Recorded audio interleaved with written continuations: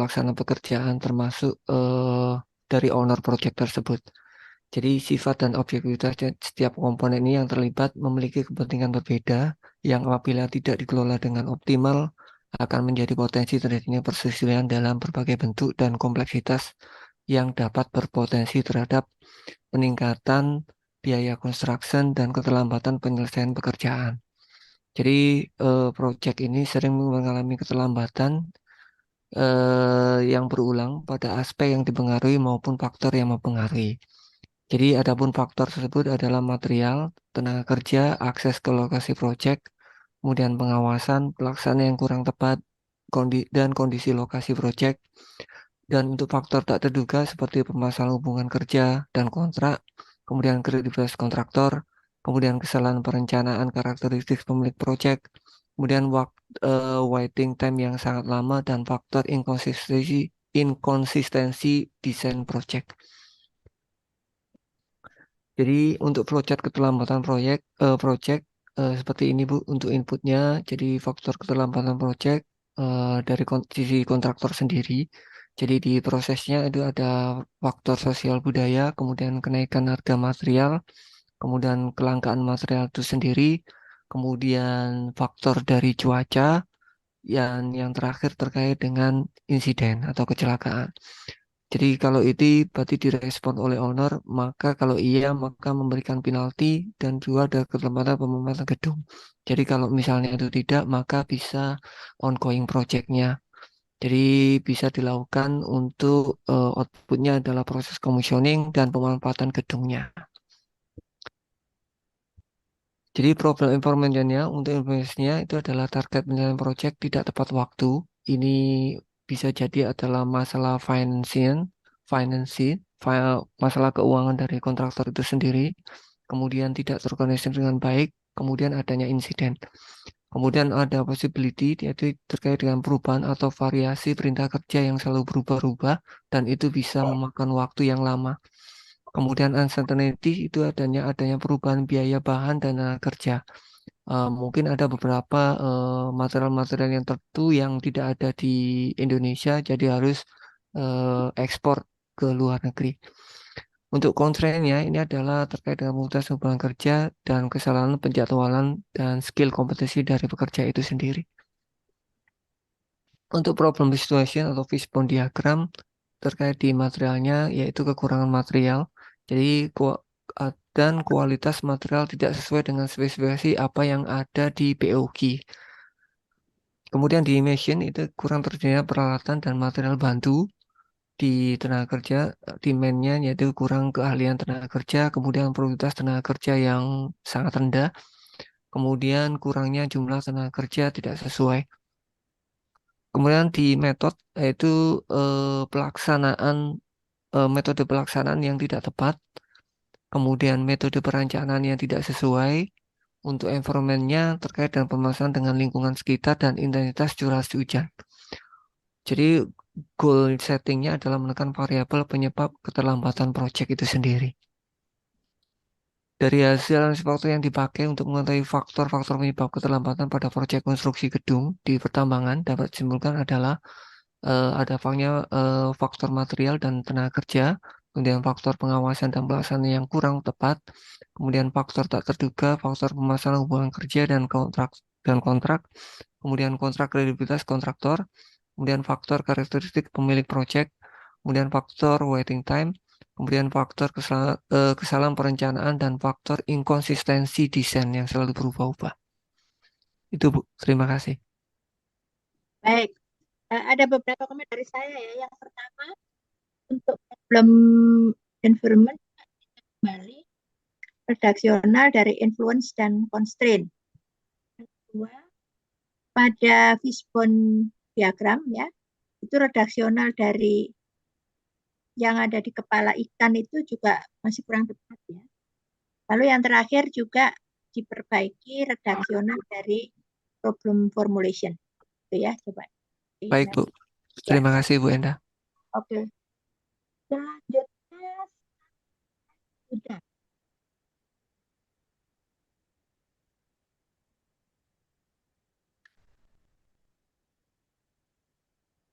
Ada? Mohon maaf Bu, suaranya tidak terdengar. Saiful Huda, Saiful Oh, Huda. baik Ibu. Terima kasih Bu. Siap Bu. Ya. Baik.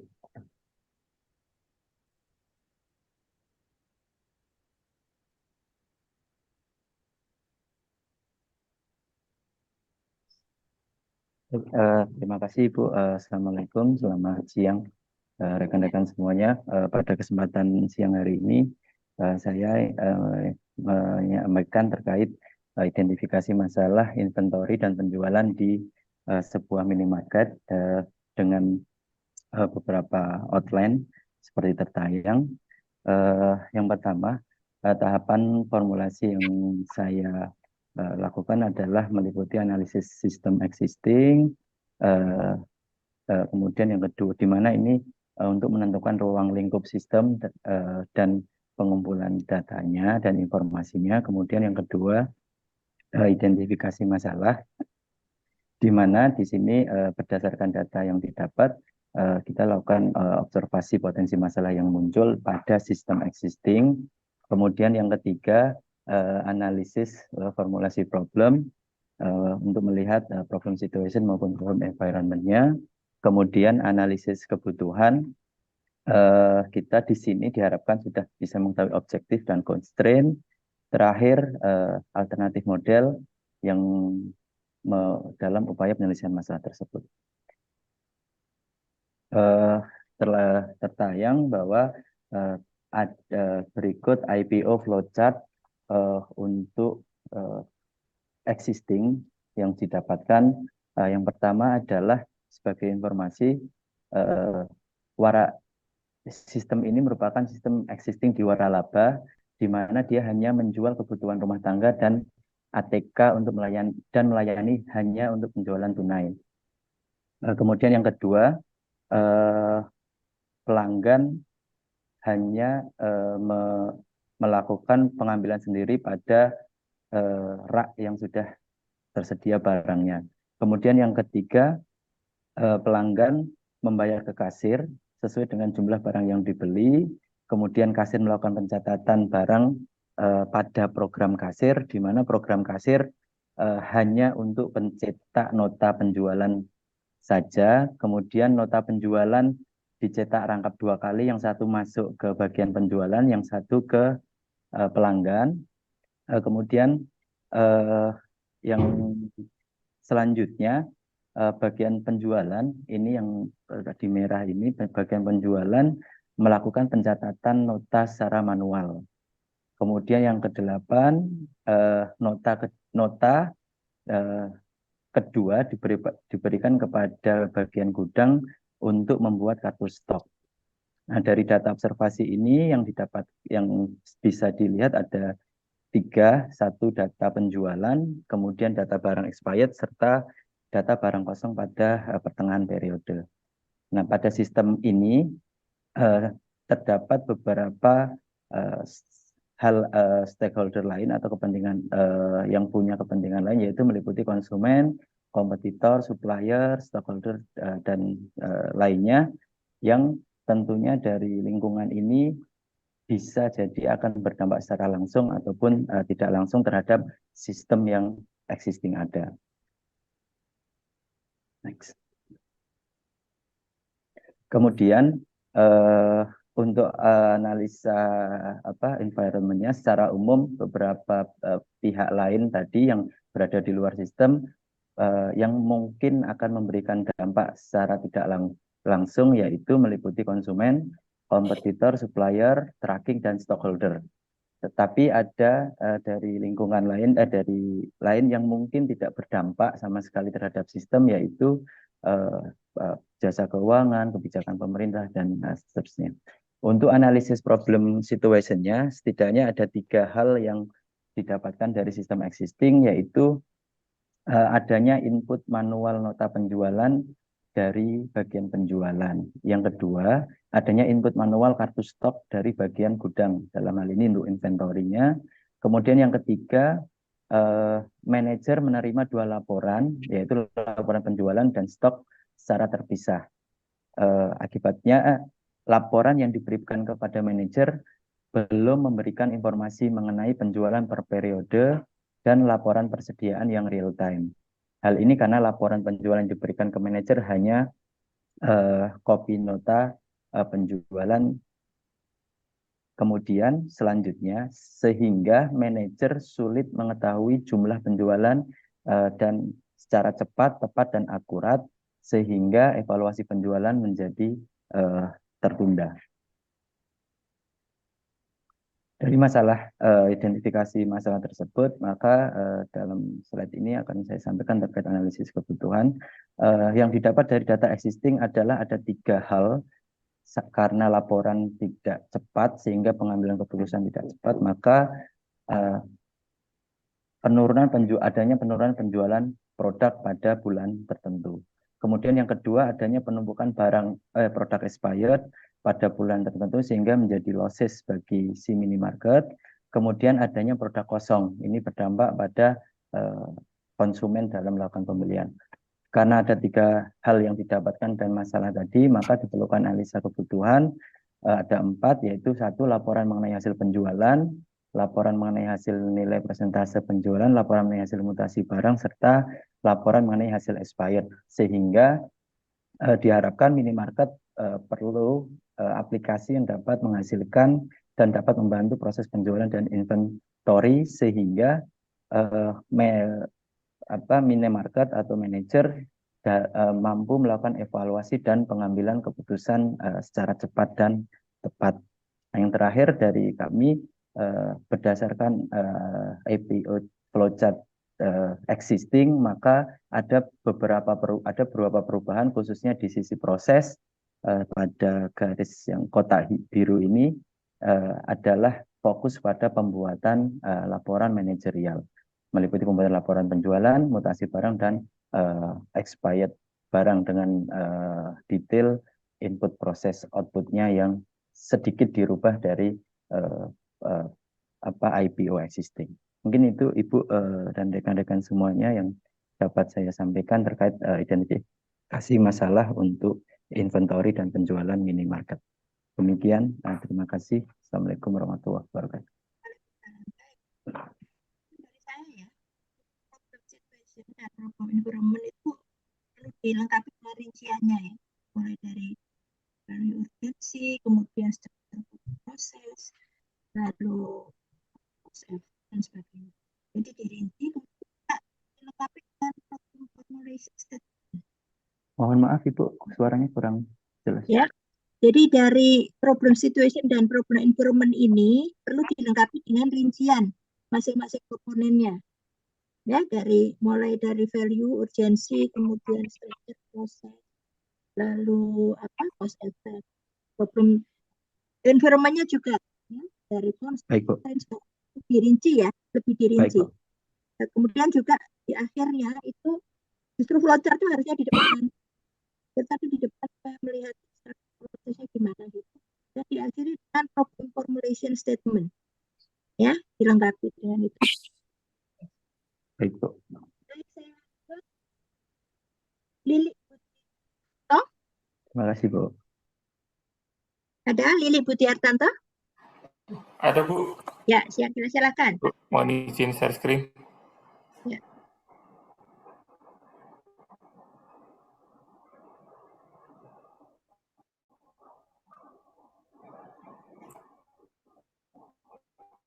Apa sudah nampak? Sudah. Baik, terima kasih. Sebelumnya, Assalamualaikum warahmatullahi wabarakatuh. Kami akan coba menyampaikan terkait dengan simulasi problem pada proses bisnis di perusahaan kami. Kami ambil proses bisnis di PLN, Bu, terkait dengan salah satu probis, yakni penanganan pengaduan, yakni terkait dengan pengaduan periksa KWH meter prabayar. Nah, kemudian yang melatar belakangi, yakni pertama bahwa kami di tahun 2021, yakni menyusun optimization pada pelayanan pengaduan, yang mana bertujuan untuk meningkatkan kinerja pengaduan pelanggan. Adapun tolak ukur dari kinerja tersebut ada 4. Yang pertama adalah response time, yakni waktu respon terhadap pengaduan yang dilakukan pelanggan. Recovery time, yakni terkait dengan penyelesaian pengaduan sejak dilaporkan sampai dengan selesai. Kemudian yang terkait dengan kepuasan ada feedback rating negatif, yakni penilaian bintang 1 dan bintang 2. Kemudian yang kedua adalah pengaduan berulang, yakni adalah pelanggan melakukan lapor ulang ketika pengaduannya belum selesai. Nah, kemudian terkait dengan listrik prabayar, mungkin dapat kami sampaikan, listrik prabayar ini kalau gampangnya saat ini adalah listrik yang menggunakan sistem token, itu adalah listrik prabayar. Kemudian KWH meter periksa. Mungkin kami memberikan gambaran sedikit terkait dengan periksa, bahwa periksa ini adalah indikator ketika terjadi anomali atau ketidaksesuaian pada instalasi rumah ataupun gedung. Cuman pada saat ini fenomenanya adalah dengan pemahaman terkait dengan sistem kelistrikan yang tidak merata, akhirnya periksa ini menjadi hambatan ketika pelanggan-pelanggan akan melakukan pengisi token listrik karena harus dilakukan click time per token. Jadi untuk saat ini hampir 60% pengaduan pelanggan ini adalah LBP periksa, sehingga PLN membuat terobosan bahwa penyelesaian saat ini tidak selalu diselesaikan petugas di lapangan, tetapi melibatkan pelanggan untuk melakukan self-diagnostik sampai dengan mereka menyelesaikan penyelesaian secara mandiri dengan tujuan recovery time-nya bisa lebih cepat. Nah, ini adalah proses bisnis terkait dengan pengaduan LBP periksa. Jadi, pertama adalah pelanggan itu melakukan pelaporan baik melalui call center 123 ataupun melalui aplikasi PLN Mobile. Kemudian pengaduan itu kemudian diolah oleh petugas comment center. Setelah itu pada pengaduan periksa, petugas comment center akan menerbitkan clear time per token atau sistem riset pada listrik KWH meter periksa.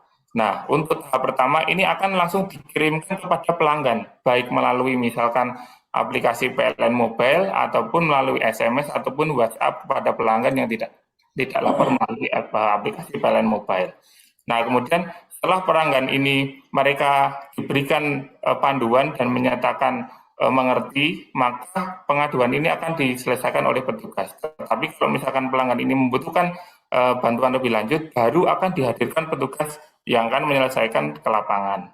Nah, LBP periksa ini kan bukan gangguan listrik yang padam. Jadi rata-rata mereka itu ketika mau ngisi token listrik tidak bisa. Jadi tidak semua pelanggan ketika diberikan panduan itu mereka itu langsung menyelesaikan. Jadi ketika diberikan panduan A, B, C, D, E, mereka menyetujui tetapi tidak segera menyelesaikan. Sehingga ini berpotensi muncul ketika pelanggan sudah confirm, tiket sudah di-close, selang 1 jam atau 2 jam baru pelanggan melakukan clear tadi, mengentry token ada masalah, maka akan muncul bahwa potensi untuk adanya pengaduan berulang ataupun pelanggan memberikan rating bahwa ini pelayanan PLN tidak sesuai dengan yang diharapkan.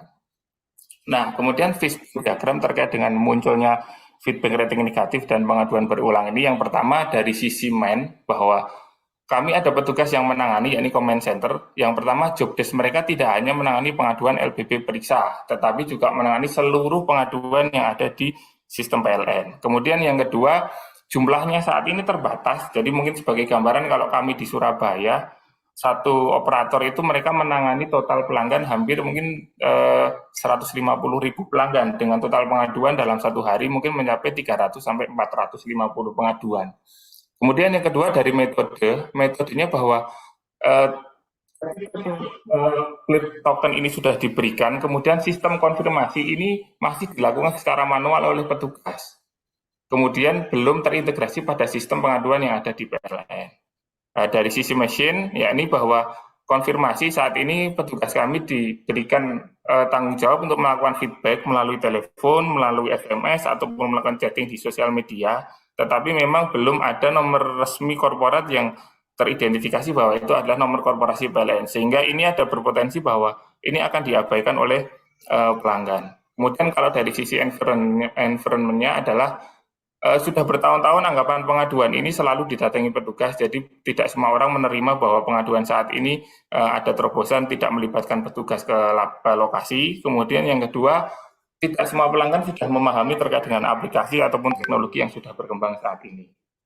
Nah, kemudian problem situation yang ada bahwa value dan urgensinya akan munculnya rating negatif dari pelanggan ataupun pelanggan yang mengadukan berulang ini akan mempengaruhi penurunan kualitas kepuasan pelanggan terhadap layanan yang diberikan. Kemudian dari struktur dan proses, sistem pengaduan yang belum mengakomodir feedback penyelesaian dari pelanggan ini akan menjadi permasalahan bahwa akan muncul bahwa miss antara penyelesaian tiket dan penyelesaian real yang ada di pelanggan saat itu. Kemudian cost dan efeknya, jadi ketika komunikasi feedback ini terbatas, maka akan berpotensi closing tiket pengaduan yang masih belum selesai secara real di lokasi rumah pelanggan. Nah, kemudian dari problem environment-nya bahwa influence-nya adalah bahwa ini akan sangat berpengaruh terhadap kinerja perusahaan terkait dengan kualitas feedback rating negatif. Jadi rating bintang 1, bintang 2 ini diklasifikasikan sebagai rating negatif. Kemudian pengaduan gangguan berulang, jadi pengaduan kurang dari 1 kali 24 jam ini menjadi penilaian negatif terhadap kualitas layanan. Kemudian possibility-nya bahwa mindset pelanggan terhadap pengaduan yang harus didatangi petugas ini masih perlu ini lagi bahwa tidak programnya perlu diselesaikan lebih lanjut. Kemudian yang kedua, ketika CTT diterima atau sistem reset ini diterima pelanggan karena listrik mereka itu tidak mati, sehingga terkadang mereka sudah menyetujui tetapi dilakukan closing stock tiket, tetapi permasalahan sebenarnya belum selesai. Kemudian dari Arsententis bahwa penanganan pengaduan ini sangat tergantung sekali dengan kondisi yang ada. Kalau kami saat ini bahwa sangat berpengaruh terhadap cuaca, semisal pada saat sore hari ataupun malam hari, karena sistem feedback ini masih manual, sehingga ketika beban-beban puncak pada saat pengaduan ini tinggi, maka kualitas feedbacknya akan menurun. Kemudian kalau constraint bahwa tidak semua pengaduan itu bisa kita tunggu sampai pelanggan itu selesai, karena kami juga ada SLA batasan terkait dengan kapan recovery time itu harus diselesaikan. Kemudian yang kedua, bahwa mekanisme untuk konfirmasi pengaduan ini belum ada.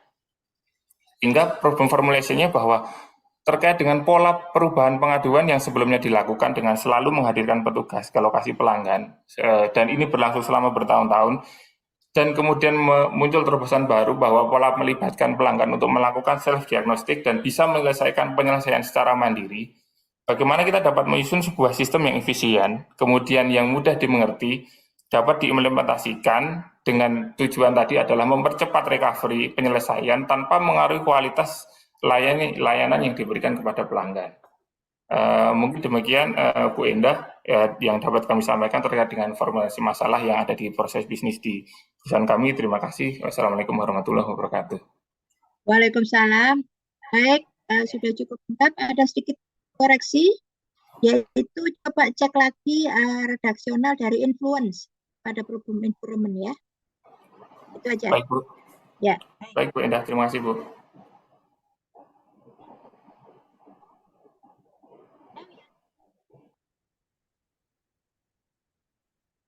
Wianto ada? Sudah gabung? Hadir Bu, siap Bu.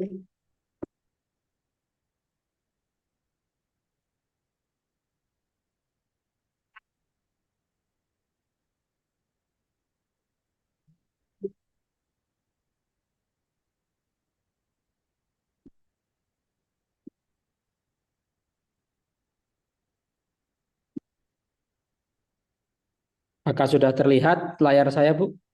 Sudah. Baik, saya mulai Bu. Assalamualaikum Silakan. warahmatullahi wabarakatuh. Terima kasih atas kesempatan yang diberikan Bu Endah. Topik yang saya angkat pada kesempatan hari ini adalah formulasi problem sistem pelaporan dan penagihan subsidi pupuk oleh saya sendiri, terutama pelaporan dan penagihan subsidi pupuk di PT Pupuk Indonesia Persero. Ini adalah sistem pelaporan dan penagihan subsidi pupuk yang saya bangun, di mana kita ketahui bersama bahwa sistem pelaporan dan penagihan ini juga dipengaruhi oleh lingkungan eksternal. Di situ ada macam-macam, mulai dari regulator, dalam hal ini adalah pemerintah, baik pusat maupun daerah, kemudian jaringan internet, petani selaku pengguna pupuk, di situ juga ada perbankan, kemudian ada media, APH, LSM, dan lain sebagainya. Sebagai input dalam sistem ini adalah laporan-laporan dari distributor, pengecer, maupun laporan dari keluaran sistem yang dimiliki oleh PT Pupuk Indonesia, maupun yang dimiliki oleh pihak lain. Ada kartu tani, Tipubers oleh Kementan, kartu tani oleh perbankan, rekan oleh Pupuk Indonesia sendiri, kemudian juga ada kelengkapan-kelengkapan dokumen, di mana kita ketahui bahwa input ini merupakan output dari sistem lain yang di luar dari amatan yang saya lakukan. Kemudian tahap proses di sini ada 2 tahap, yakni tahap pertama yang dilakukan oleh PT Pupuk Indonesia sendiri, meliputi rekapitulasi, verifikasi, visualisasi, kalkulasi, tabulasi, hingga perhitungan terkait dengan pengajuan tagihan yang harus disampaikan dari PT Pupuk Indonesia kepada pemerintah. Kemudian di tahap kedua dilakukan oleh PT Pupuk Indonesia bersama dengan Kementerian Pertanian, yakni melakukan reverifikasi, konfirmasi, kemudian rekonsolidasi, dan selanjutnya akan dilakukan validasi oleh kedua belah pihak. Sebagai output dari proses ini adalah dibayarkannya subsidi pupuk setiap bulannya dari pemerintah, dalam hal ini adalah Kementerian Pertanian, kepada PT Pupuk Indonesia. Nah, di sini juga sistem pembayaran ini nanti akan menjadi input dari sistem lain dalam keuangan atau PT Pupuk Indonesia.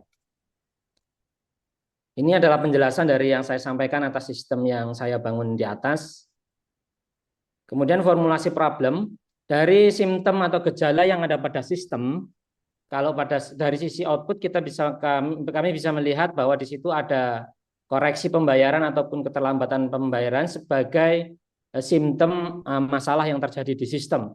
Atau sebelum pembayaran, di keluaran tahap 1 ini ada laporan-laporan dari input tadi itu tidak dapat diverifikasi, dokumen tidak tersedia, dokumen tidak sah, atau lamanya proses verifikasi. Nah, ini adalah simptom ataupun gejala adanya masalah pada sistem yang diamati. Dalam hal ini adalah tahap 1 maupun di sebagian input dari proses sistem tersebut, di mana sumbernya adalah pengamatan dan pengalaman pribadi yang saya jalani. Terkait dengan problem situation dan problem environment, saya gambarkan di sini ada diagram tulang ikan sekaligus dengan yang berinteraksi secara langsung dengan lingkungannya. Makanya di situ karena diagram tulang ikan saya gambarkan dengan akuarium, Bu. Di mana di situ lingkungan yang mempengaruhi, di situ ada influences-nya terdiri dari kesesuaian data, volume penyaluran yang ditagihkan dari laporan-laporan yang diproses oleh PT Pupuk Indonesia yang disandingkan dengan data yang dimiliki oleh Kementerian Pertanian yang merupakan keluaran dari sistem. Kemudian di situ ada possibilities di mana ada kemungkinan laporan kurang diakibatkan karena email tidak masuk. Kemudian karena masih membutuhkan laporan-laporan hard copy, mungkin dimungkinkan untuk paket dokumen tidak datang sehingga tidak dapat dilakukan verifikasi. Kemudian di situ juga ada ketidakpastian terkait dengan sistem, terutama yang terkait dengan jaringan internet, di mana kadang-kadang sistem yang mengeluarkan angka itu down ataupun nge-lag. Kemudian ada kalau kita menggunakan sistem yang lain, sistem linknya error. Kemudian di situ ada constraint waktu, anggaran dari pemerintah maupun kewenangan, di mana masing-masing pihak juga terbatas dengan kewenangannya. Dari sisi problem situation-nya, kami gambarkan dengan sebab akibat diagram tulang ikan, di mana permasalahan utamanya yaitu koreksi atau keterlambatan dalam pembayaran subsidi pupuk yang dipengaruhi oleh berbagai faktor, orangnya sendiri, alatnya, kemudian bahan, kemudian ada updating sistem dari datanya, keterbatasan waktu maupun keakuratan atau dilaksanakan atau tidaknya SOP dalam proses di sistem tersebut, baik pelaporan, penagihan, verifikasi maupun validasinya. Nah, semuanya ini berinteraksi sedemikian rupa membuat adanya potensi koreksi dan keterlambatan dalam pembayaran pupuk bersubsidi, yang ini secara value dan urgensi merupakan hal yang paling krusial dalam pupuk bersubsidi oleh PT Pupuk Indonesia karena langsung berhubungan dengan revenue perusahaan. Yang ini kalau dari sistem HPP pupuk bersubsidi ini lebih dari 2/3 dari HPP ini tergantung dari sistem pelaporan dan penagihan subsidi pupuk. Di mana tujuan daripada sistem ini yakni pembayaran subsidi sesuai dengan nilai tagihan dan dengan jumlah penyaluran yang tepat dan jadwal yang sesuai dengan yang telah ditetapkan. Dari hal-hal tersebut di depan, saya dapat memformulasikan masalah menjadi permasalahan pelaporan dan penagihan subsidi pupuk sesuai dengan kewenangan yang ada di PT Pupuk Indonesia. Kemudian juga permasalahan ditandai dengan munculnya koreksi pembayaran dan keterlambatan ataupun keterlambatan sebagai dampak dari apabila masalah tersebut tidak ditangani dengan baik. Sehingga perlu dilakukan identifikasi lebih dini terkait dengan potensi-potensi masalah sehingga dapat diminimalisir risiko yang terjadi, yakni risiko koreksi pembayaran ataupun keterlambatan pembayaran. Sehingga masalah dapat diformulasikan sebagai faktor-faktor apa saja yang menyebabkan terjadinya koreksi dan keterlambatan pembayaran, yakni dalam hal ini pembayaran subsidi pupuk dari pemerintah kepada PT Pupuk Indonesia Persero, dan bagaimana cara memitigasinya agar risiko koreksi dan terlambat ini dapat diminimalisir. Demikian yang dapat saya sampaikan. Bu Endah, mohon arahan lebih lanjut. Baik, ada koreksi sedikit dari saya. Coba dilengkapi lagi problem situation-nya ya, terkait dengan value urgency-nya, lebih didetailkan begitu. Value urgency, kemudian struktur proses, dan juga cost effect. Mohon maaf Bu, yang kedua tadi kurang jelas, putus suaranya Bu. Value urgency dan struktur proses itu perlu dirinci lebih detail ya di problem situation. Ya. Baik Bu. Gitu. Baik Bu, terima kasih Bu. Ya, Kung Suyatnya. Siap Bu, Endah. Ya, Baik Bu, izin share screen Bu.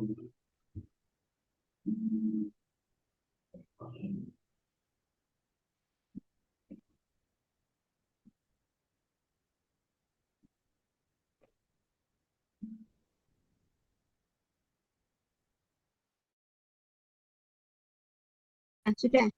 Baik. Bismillahirrahmanirrahim. Assalamualaikum warahmatullahi wabarakatuh, Bu Endah.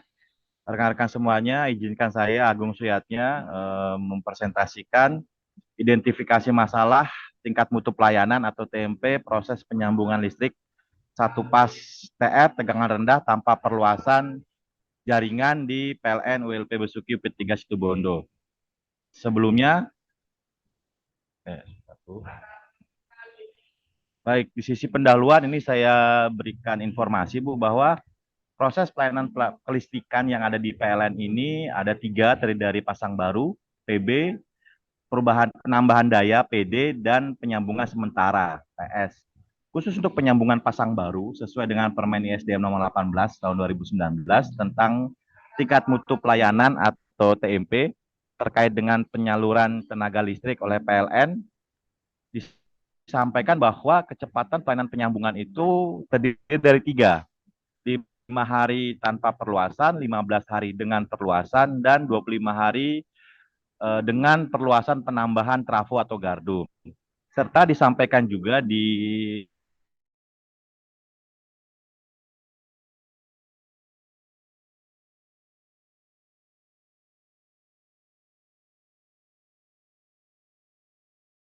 nomor 8 Permen ISDM nomor 18 adalah setiap penyambungan listrik kan, dalam proses penyambungan listrik agar kecepatan pelayanan kepada pelanggan menjadi lebih baik atau sesuai dengan tingkat mutu pelayanan yang telah ditentukan oleh pemerintah. Ini saya sampaikan juga di pasal 4 hal tersebut tercantum pada Permen nomor 18 tahun 2019. Berikut adalah flowchart Bu yang saya gambarkan dari proses input. Yang pertama adalah proses permohonan calon pelanggan. Pelanggan bisa memohon pasang baru, itu melalui kontak center maupun PLN Mobile. Kemudian informasi tersebut akan menuju kepada sistem pelayanan pelanggan administrasi dan diberikan nomor register Ibu, diberikan nomor register nomor 4. Nah, nomor register ketika pelanggan melakukan pembayaran, maka counting atau waktu tingkat mutu pelayanan tadi mulai berjalan ketika pelanggan bayar. Ketika pelanggan bayar, waktu berjalan dan sistem mulai mencetak perintah pekerja penyambungan yang diberikan kepada petugas Yanbung. Ketika petugas ke lapangan akan ditanyakan apakah pelanggan memiliki SLO. Jika tidak, di sini mulai yang saya lihat problemnya Ibu. Jika tidak, maka pelanggan wajib menghubungi LITR atau lembaga instalatir yang independen yang tidak berhubungan dengan PLN untuk mengecek instalasinya sehingga keluar surat layak operasinya. Ketika sudah keluar, maka akan dilakukan dengan penyambungan sampai dengan updating data pelanggan.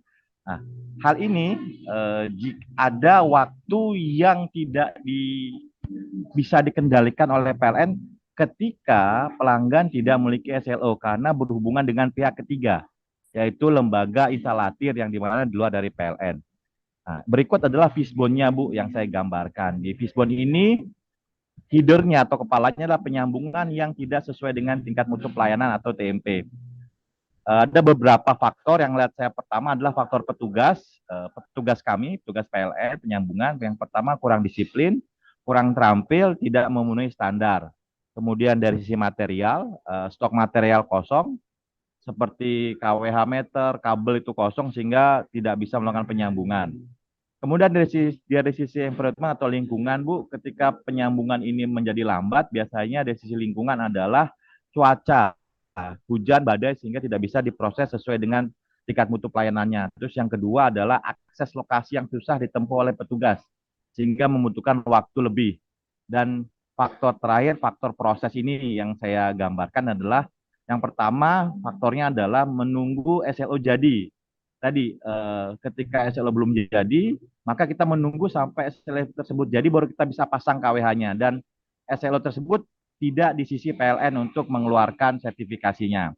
Kemudian ketidakpastian proses di LITR, kita tidak bisa masuk, Bu, proses bagaimana proses SLO tersebut terbit karena itu ada di lembaga LITR yang di luar dari PLN. Kemudian perhitungan TNP itu dihitung dari proses pembayaran register yang tercetak oleh PLN. Sehingga kita sangat ketergantungan di situ.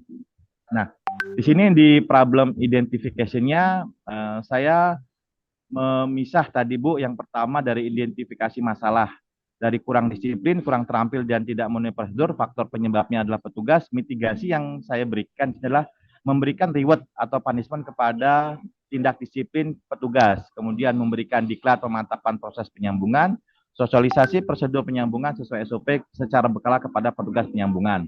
Kemudian dari sisi faktor penyebab material, kekurangan stok material, mitigasi yang kami berikan adalah proses pengadaan ketika material masuk pada stok minimum. Ketika stok sudah minimum, sudah ada alert, maka proses pengadaan dilakukan. Kemudian melakukan peminjaman material di unit lain, unit sebelah, di luar unit kami.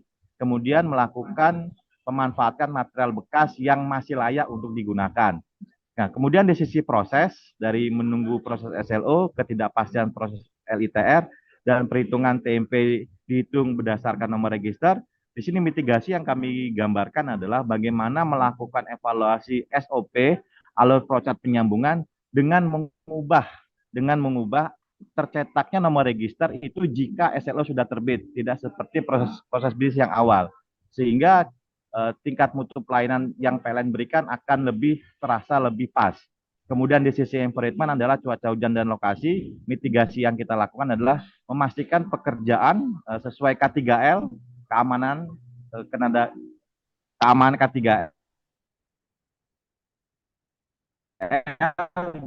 dengan tetap koordinasi dengan pihak pelanggan. Kemudian titik lokasi penyambungannya. Dengan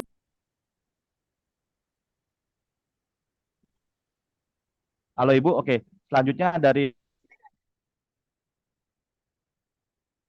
problem formulation-nya, Bu, bagaimana kita mengevaluasi SOP proses penyambungan pasang baru dengan kondisi kendala di sisi petugas, material, proses, dan environment untuk meningkatkan tingkat mutu pelayanan kepada pelanggan.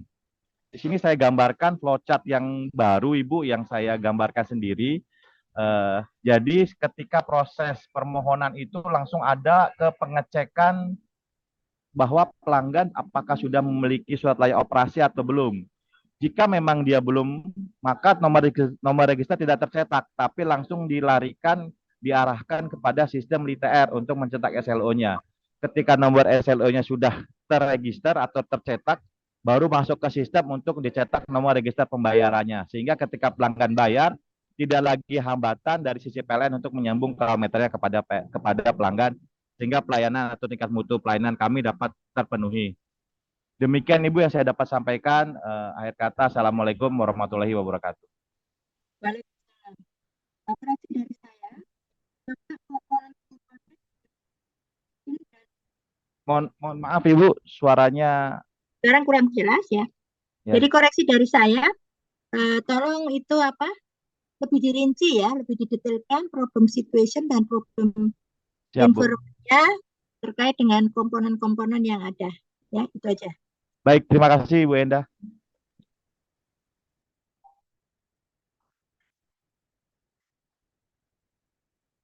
Ada Muhammad Syafruddin Ansori?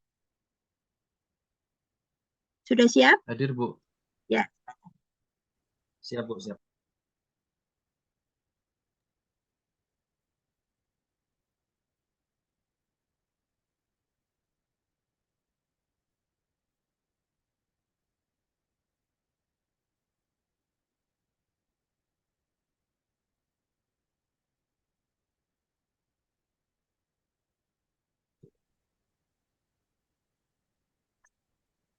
Sudah terlihat, Bu?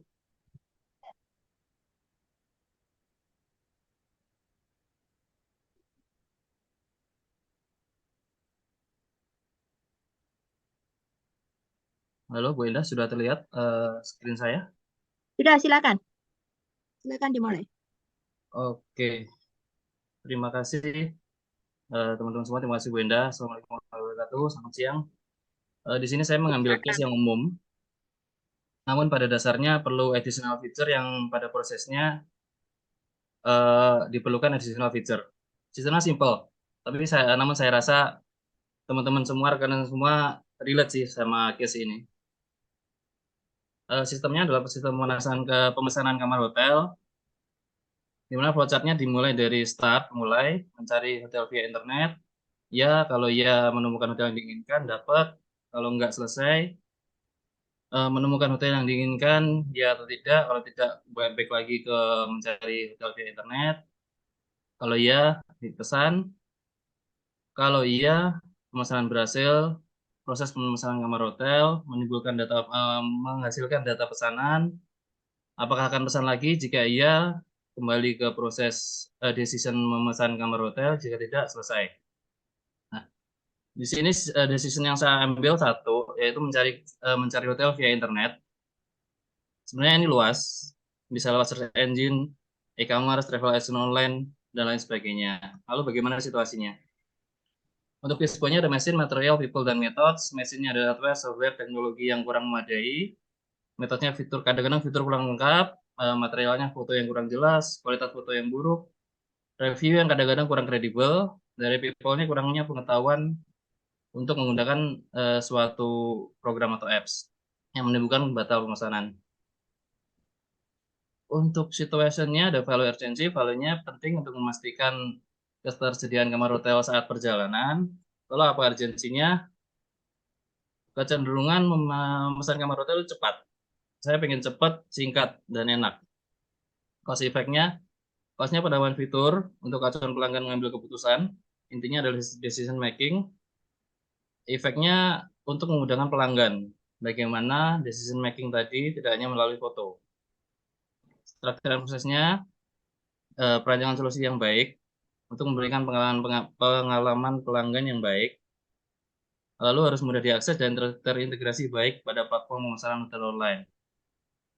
Lalu muncul program situation secara naratif, banyak orang menggunakan internet untuk mencari dan memesan hotel secara online, namun pada proses pencarian dapat menjadi membingungkan dan menyita waktu jika terlalu banyak pilihan tersedia. Selain itu sulit untuk mengetahui kualitas foto hanya dari foto dan deskripsi online. Lalu bagaimana environment-nya? Dari influence-nya permintaan pelanggan yang banyak, itu mereka menginginkan sesuatu yang lebih baik, mudah diakses. Lalu dari sisi industrinya, persaingan hotel dan industri perhotelan yang sangat tinggi. Lalu dari sisi teknologi, kemajuan teknologi yang sekarang semuanya sudah IoT. Possibility-nya memberikan pengalaman yang lebih baik dan memuaskan pelanggan dalam rangka pengambilan keputusan atau decision making. Uncertainties-nya kemungkinan tidak semua pelanggan menggunakan fitur ini. Fitur yang akan menjadi problem ini. atau yang akan menjadi solusi ini. Lalu constraint-nya kebutuhan SDM dan teknologi yang cukup untuk menghasilkan kualitas yang baik, karena sesuatu yang baru atau yang akan diajukan itu pasti membutuhkan teknologi dan SDM yang mumpuni. Lalu muncul narasi. Saat mencari hotel via internet, banyak faktor yang diperlukan atau dipertimbangkan seperti lokasi, harga, fasilitas, dan ulasan dari pengguna sebelumnya. Selain itu, informasi online dapat menjadi tidak akurat atau tidak lengkap, sehingga akan menimbulkan kegambangan jika masalah yang benar-benar baru diketahui oleh tamu. Misalnya saya ingin hotel A, saya cuma lihat foto, lihat review. Saya ingin lihat keseruannya, saya nggak bisa. Bagaimana lokasinya, bagaimana fasilitasnya.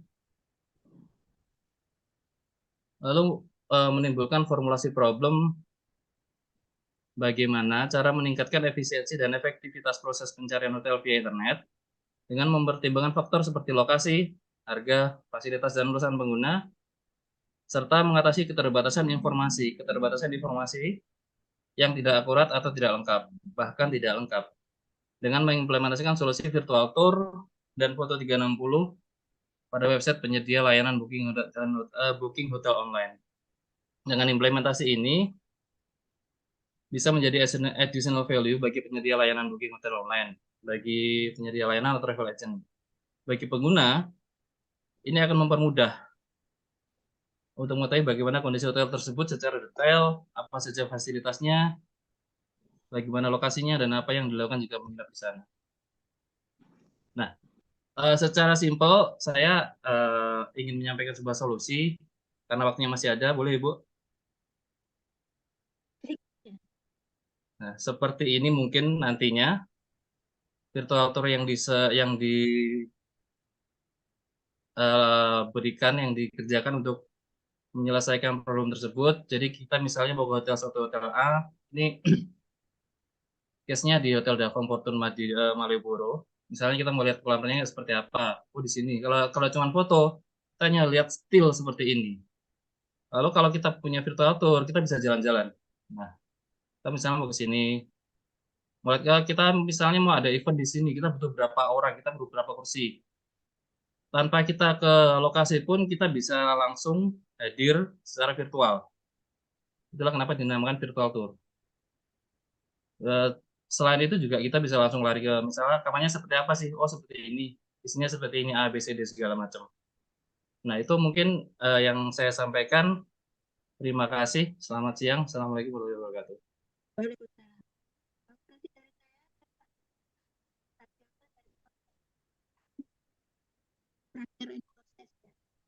Mohon maaf Bu, suaranya belum begitu jelas. Jadi yang perlu diperbaiki itu redaksional dari cause effect dan structure and process, ya, di problem situation. Baik Bu, terima kasih. Baik.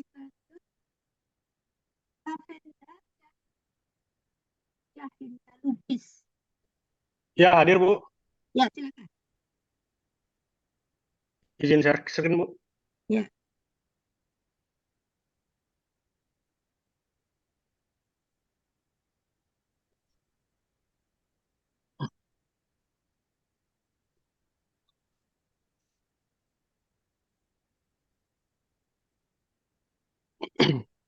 Assalamualaikum warahmatullahi wabarakatuh. Waalaikumsalam. Selamat siang, Bu Endah dan teman-teman sekalian.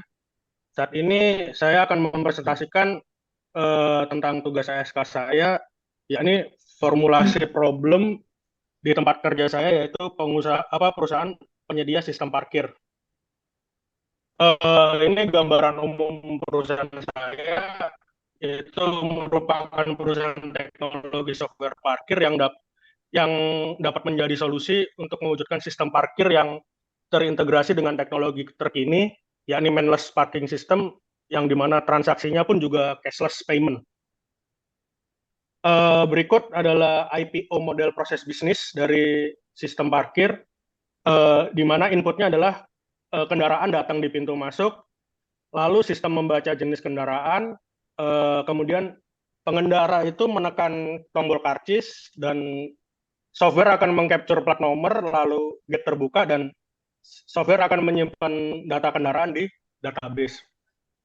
Untuk prosesnya sendiri, pengendara akan melakukan scan tiket parkir, lalu software akan membaca lama durasi parkirnya, kemudian sistem mulai melakukan verifikasi kendaraan dan pengendaraan melakukan pembayaran parkir dengan berbagai macam jenis transaksi, bisa e-wallet, lalu GoPay, OVO, dan lain-lain, ataupun cash jika ada masih terdapat pos kasir. Untuk outputnya sendiri, pengendara bisa cetak struk bukti pembayaran dan gate akan kebuka, lalu kendaraan keluar dan sistem akan merubah update di database. Ini mungkin visualisasinya. Untuk input mungkin bisa dilihat di gate entry, lalu prosesnya ada di dispensernya itu, dan verifikasi bisa otomatis by system dan manual oleh petugas tergantung lot kendaraan yang ada, dan keluar output setelah proses pembayaran selesai. Untuk problem formulation, saya mengambil salah satu klien perusahaan kami, yaitu salah satu rumah sakit milik pemerintah kelas A, yaitu Rumah Sakit Hasan Sadikin Bandung. Di sini dapat kita ketahui bahwa data-data perparkiran satuan ruang parkir untuk mobil ada 631 total, dan untuk motor ada total satuan ruang parkirnya ada 1.300, di mana operasionalnya ada 54 personil dengan 3 shift. Untuk volume kendaraan, rata-rata volume mobil per bulan adalah 25.000 kendaraan, serta rata-rata volume motor per bulan adalah 75.000 kendaraan. Lalu kemudian ada infrastruktur parkir. Di sini Rumah Sakit Hasan Sadikin memiliki total 11 gate, ya, di mana 5 gate in dan 6 gate out. Lalu ada 6 terminal pembayaran dan rambu-rambu perparkiran dengan perkiraan omset bulanan yaitu 200 sampai 250 juta rupiah per bulan. Di sini saya mengidentifikasikan problem environment yang terjadi di RSUP Hasan Sadikin pada saat perusahaan kami melakukan kerjasama dengan pihak rumah sakit, di mana kondisi existingnya adalah traffic unplanned, yaitu kunjungan pasien rawat jalan di Hasan Sadikin ini sangat banyak, mencapai 1.200 inpasien, dan jumlah karyawan mencapai 3.000, ditambah layanan pendidikan kedokteran oleh universitas sekitar itu mencapai 1.400 mahasiswa, menjadi tantangan tersendiri dalam pengelolaan traffic kendaraan. Lalu ada old atau broken facility, di mana fasilitas-fasilitas penunjang operasional perparkiran membutuhkan permajaan, diantaranya penggunaan fiber optik, sistem perparkiran digital, dan perbaikan fasilitas fisik seperti rambu dan fasilitas jalan dan penanda satuan ruang parkir. Pada saat pertama kali transaksi di RS Hasan Sadikin ini masih manual, di mana masih terdapat kasir, sehingga sering terjadi antrian yang cukup panjang karena volume kendaraan yang sangat padat. Problem terakhir, ruang parkirnya juga cukup terbatas, di mana luas wilayah RS Hasan Sadikin ini tidak sebanding dengan kebutuhan pasien yang ada. Diperlukan solusi khusus dan seksama agar pelayanan tidak terhenti dan secara inovatif mampu menghasilkan resource tambahan. Di sini kami juga memitigasi resikonya, di mana kita merencanakan traffic planning dengan sesuai standar Kementerian Perhubungan, lalu replacement pergantian fasilitas yang rusak, kemudian kita melakukan digitalisasi pembayaran, di mana merubah cara transaksi dari manual menjadi elektronik, lalu penambahan satuan ruang parkir dengan membangun basement atau gedung parkir guna meningkatkan kapasitas, serta bekerja sama dengan pemilik lahan sekitar di rumah sakit. Di sini cause and effect diagram terhadap operasional parkir yang terjadi di RS Hasan Sadikin, di mana environment-nya dari cuaca ekstrim yang mungkin bisa menyebabkan jaringan listrik dan internet padam. Lalu dari sisi customer, pengendara mungkin bisa kehabisan saldo kartu uang elektronik, di mana akan menimbulkan antrian yang sangat panjang, intensitas kendaraan yang padat, tiket hilang, ataupun tiket rusak. Dari sisi personel, petugas bisa jadi melakukan kecurangan, lalu petugas tidak mematuhi SOP yang ada, dan petugas tidak responsif ketika ada kendala. Untuk metodenya sendiri, tapping kartu elektronik mungkin posisinya salah, atau customer salah melakukan scan tiket sehingga tarif tidak muncul. Untuk mesin, server bisa saja mengalami kendala atau jaringan FO yang ada itu rusak, software error, ataupun kondisi mesin yang sudah tua. Untuk maintenance, mungkin maintenance peralatan tidak dilakukan dengan baik yang mengakibatkan antrian kendaraan menjadi panjang. Dari problem yang ada, saya menyimpulkan problem formulasinya adalah bagaimana caranya melakukan optimalisasi fitur software yang ada terhadap antrian yang terjadi. Karena menurut saya di RS Hasan Sadikin ini pihak rumah sakit tidak memanfaatkan teknologi kami yang sudah kami sediakan secara maksimal, Bu. Ya, sekian dari saya. Terima kasih. Mohon arahan dan masukan, Bu Endah. Assalamualaikum warahmatullahi wabarakatuh. Waalaikumsalam. Saya kira data lengkap, hanya mungkin perlu distrukturkan ya, problem environment dan problem informasinya, problem situation distrukturkan sesuai dengan komponen-komponen masing-masing ya. Jadi tinggal memasukkan ke dalam komponen-komponen tersebut ya. Baik, terima kasih Bu Endah. Selanjutnya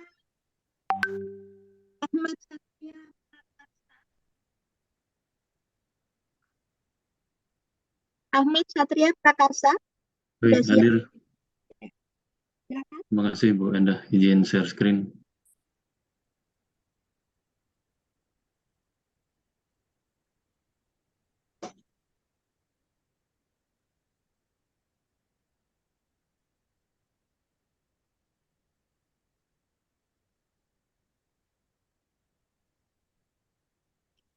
Izin sudah terlihat, Bu? Sudah. Baik, bismillahirrahmanirrahim. Assalamualaikum warahmatullahi wabarakatuh. Selamat siang, Bu Endah, Bapak Ibu sekalian, rekan-rekan. Izin saya Ahmad Satria Prakarsa, tugas UTS 1 Analisa Sistem dan Keputusan. Ini kami mengambil study case di tempat kami bekerja ya, Bu, di PLN unit Induk Distribusi Jawa Timur. Baik, sebagai pendahuluan, Bu, mungkin saya sedikit memberikan profil. Jadi PLN Unit Induk Distribusi Jawa Timur ini melayani seluruh Provinsi Jawa Timur, ada 9 kota, 29 kabupaten. Jumlah penduduknya ini 15% dari jumlah penduduk Indonesia, ada 41,1 juta. Kemudian kami, ada wilayah kerja kami ini disupport oleh 16 area ya, mungkin UP3 ini area. Kemudian ada unit pengatur beban, kemudian satu unit UP2K, dan ada sub-unitnya atau unit layanan pelanggannya ada 112 tersebar di seluruh Jawa Timur. Kemudian kami memiliki 13,3 juta pelanggan. Nah, ini menarik, saya highlight di sini dari 13,3 juta pelanggan ini, pelanggan industri kami itu hanya 0,76%, atau hanya kurang lebih 102.000 pelanggan dari 13,3 juta. Tetapi menyumbang 42% pendapatan. Jadi pendapatan rata-rata bulanan sekitar 3,4 sampai 3,5 triliun per bulan. Kemudian 1,4 triliunnya itu kurang lebih 1,4 sampai 1,5 itu disumbang oleh pelanggan industri. Sebagai latar belakang kami jelaskan sedikit kondisi kelistrikan Jawa Timur di gambar yang di sebelah kiri ya.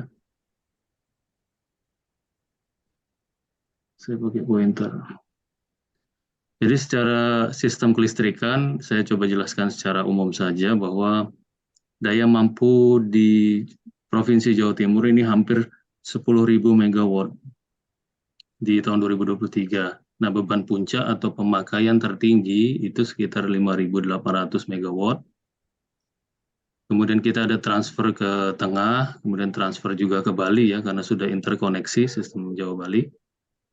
Dan kita memiliki cadangan daya ini cukup besar. Jadi Jawa Timur ini termasuk yang surplusnya cukup besar, itu ada 2.856. Nah ini yang menjadikan latar belakang.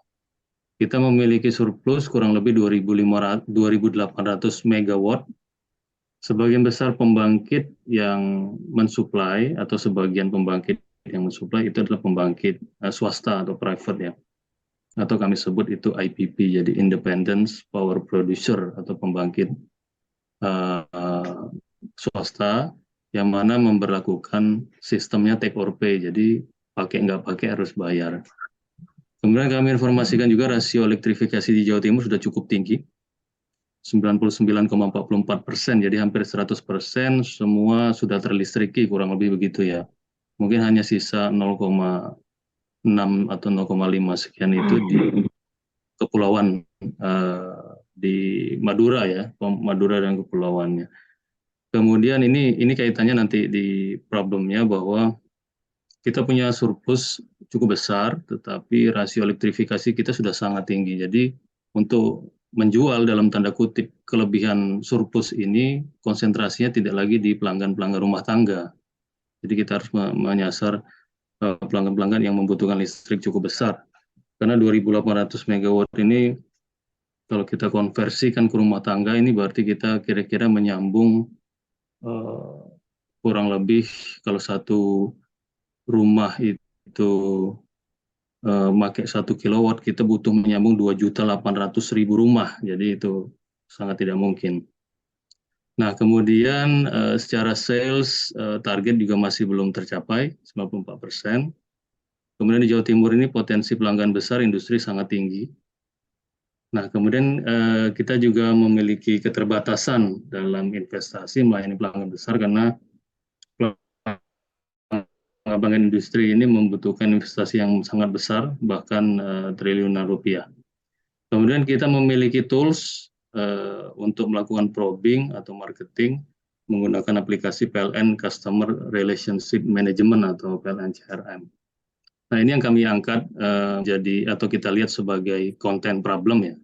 Jadi berikut adalah flowchart PLN CRM sendiri, Customer Relationship Management, mulai dari probing, kita menggunakan tools CRM ya untuk menginput data pelanggan. Ini kami percepat saja, kemudian update permohonan, update status.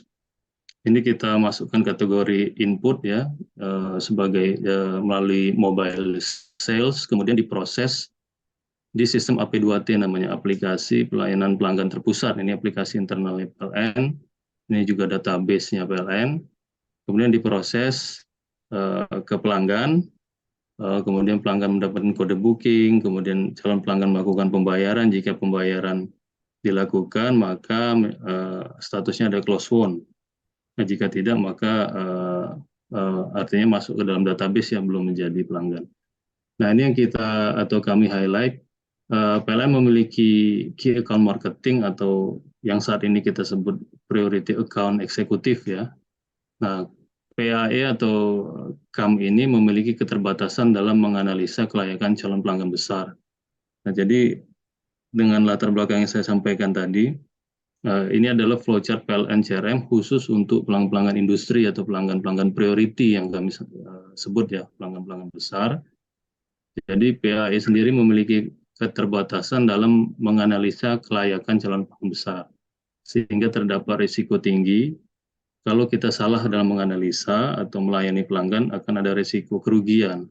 Tapi di sisi lain, kita juga bisa kehilangan calon pelanggan besar yang berpotensi meningkatkan penjualan. Nah, berikut ini yang kami sampaikan tadi, konten problem atau kondisi saat ini itu adalah keterbatasan dalam menganalisa ya. Bagaimana calon pelanggan besar, seperti apa confidence levelnya, sehingga ada dua resiko. Yang pertama, kalau kita layani dengan data atau analisa yang terbatas, maka berpotensi akan mengalami kerugian. Di sisi lain juga kita juga bisa kehilangan pelanggan jika PLN tidak bisa memberikan kepastian dalam melayani. Kemudian problem situation-nya adalah terbatasnya kemampuan tadi untuk menganalisa kelayakan calon pelanggan, kemudian saat ini kondisi surplus atau reserve marginnya sangat besar, 2.800 megawatt, dan kita juga berpotensi terkena cost terhadap pembangkit IPP, karena sistemnya adalah take or pay. Kemudian sisi lain, untuk melayani pelanggan, kita harus selektif, karena pelanggan-pelanggan besar ini, industri ini, investasinya ratusan miliar hingga triliun rupiah. Kemudian risiko tinggi terjadi kerugian jika pelanggan sampai berhenti. Nah, ini tadi kaitannya ketika kita salah dalam menganalisa, kita layani, ternyata industri tersebut tidak bisa bertahan sebelum waktu atau payback period ya, atau sebelum return of investment. Kemudian calon pelanggan tidak mendapat kepastian pelayanan. Gimana, Bu? Dipercepat.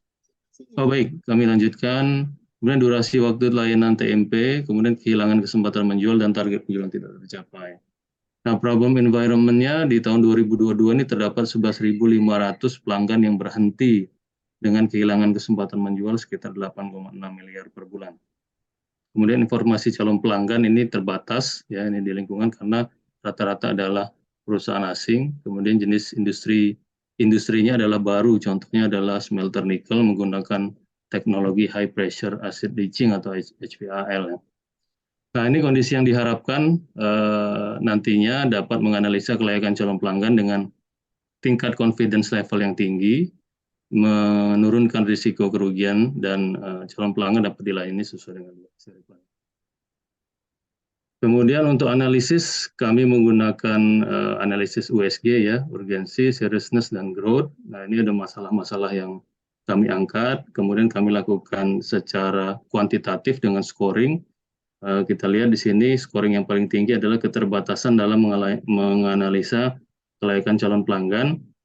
Pelanggan besar berpotensi kehilangan atau mengalami kerugian. Nah, untuk pentingnya di scoring 10, tinggi, mendesaknya 10, kemudian growth-nya adalah 9, meningkat, sehingga total nilai analisis USG-nya menjadi 900.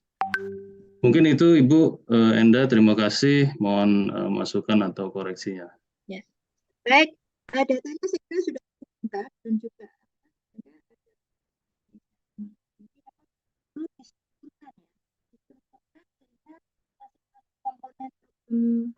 situation informasi jadi lengkap tadi sebetulnya tadi formulasi maaf Bu Enda, bukan ya. Baik, maaf boleh diulangi Bu. Jadi dari semua tadi yang sudah disusun itu perlu distrukturkan lebih rinci dengan masing-masing komponen pada problem situation dan problem environment, sehingga jelas apa value urgensinya, apa cost efeknya, kemudian juga constraint-nya apa. Sebenarnya sudah terbaca di situ, tapi tidak distrukturkan. Belum baik. Ya, baik Bu. Ya. Baik, kami kelompokkan berdasarkan struktur. Ya, baik. Dan juga problem formulation belum ada.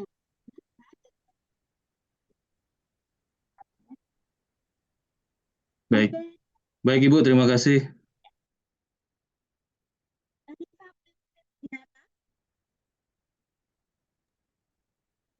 Mohon maaf, Arifah Febriana.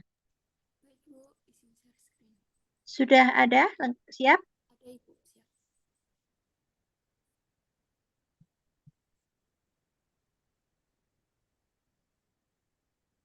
Ya, silakan.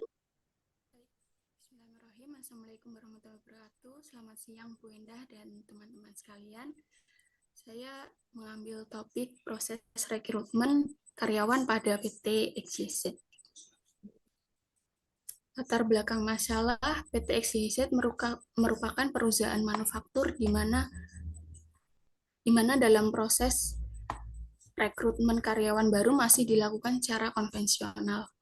Proses rekrutmen karyawan merupakan bagian penting karena merupakan awal untuk mendapatkan sumber daya manusia berkualitas yang diharapkan memberikan kontribusi baik dan efektif sehingga akan berdampak pada perkembangan perusahaan.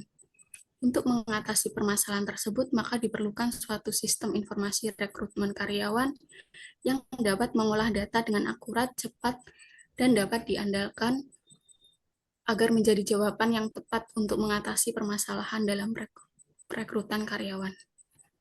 Berikut proses rekrutmen karyawan pada PT XYZ dimulai dari input, pelamar mengirimkan berkas lamaran, lalu masuk ke dalam proses, lulus seleksi berkas, apabila masih lulus lanjut dalam tes kesehatan fisik dan tes tulis, dan lanjut ke tes wawancara.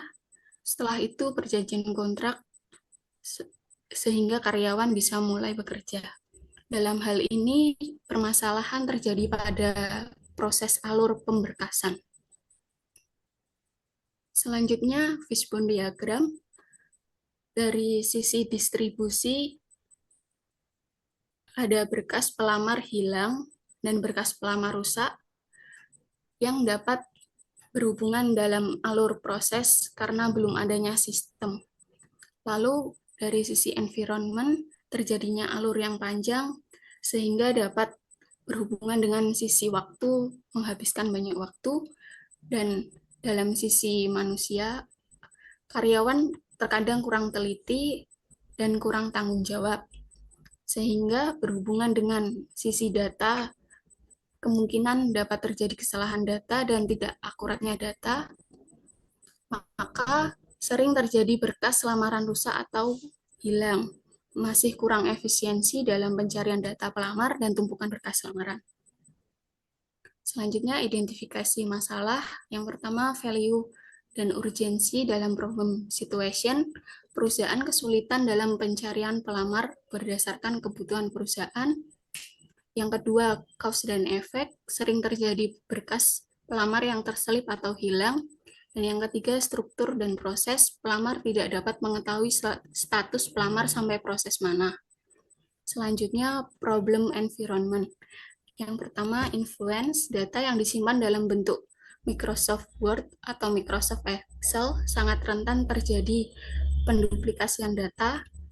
Dalam possibilities, kurang efektifnya proses penanganan rekrutmen karyawan karena adanya batasan informasi dan proses penerimaan karyawan. Uncertainty dalam pengolahan data dan melakukan update data tenaga kerja. Ini karena HRD harus membuka satu persatu file yang tersimpan secara terpisah. Dan yang terakhir, constraint, alur yang panjang bolak-balik antara pelamar dan HRD. Dan yang terakhir, problem formulation, bagaimana cara agar PT XYZ untuk menyampaikan informasi rekrutmen karyawan yang dibutuhkan sesuai posisi dan jabatannya, mengurangi proses panjang rekrutmen dengan mengurangi penggunaan kertas, dan kemudahan mendapatkan informasi hasil yang lulus seleksi oleh pelamar kerja. Baik, terima kasih Bu Endah. Ada ya. Terakhir dari saya sedikit itu apa judul dari masalah dilengkapi dan cek lagi redaksional constraint ya. Oh ya, judul sama redaksional constraint ya Bu. Oke. Baik, terima kasih Bu.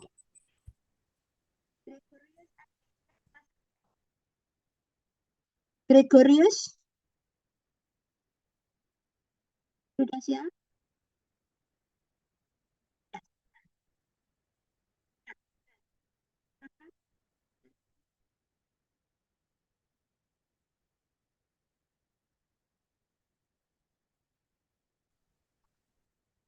Belum? Ya, sudah.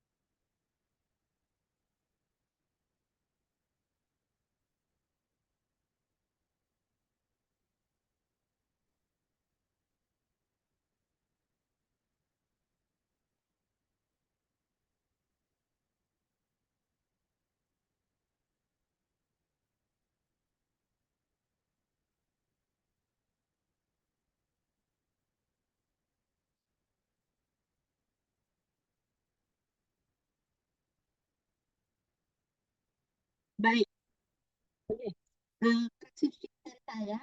Jadi untuk program fokuskan ya dari beberapa analisa.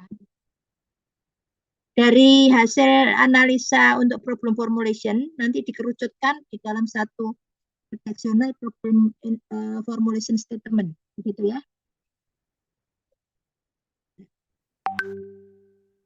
Selanjutnya ini silakan Gisinta Ananda, silakan.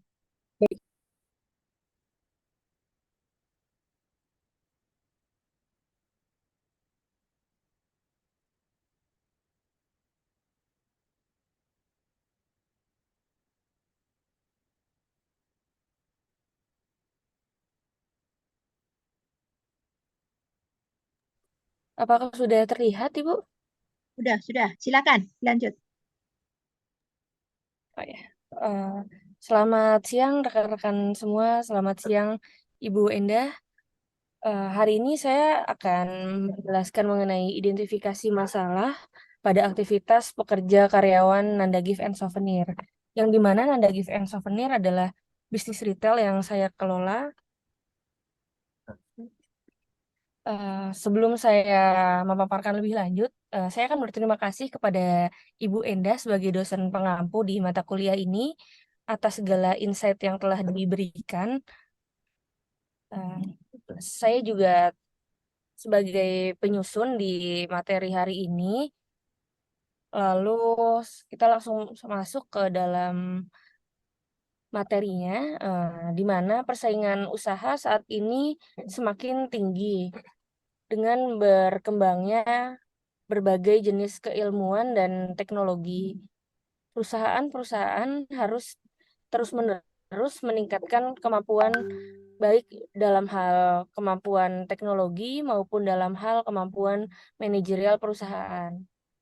Pada sebuah perusahaan retail, keefektifan dan keefisienan pekerjaan para karyawan memang memegang peranan penting dalam berjalannya proses penjualan.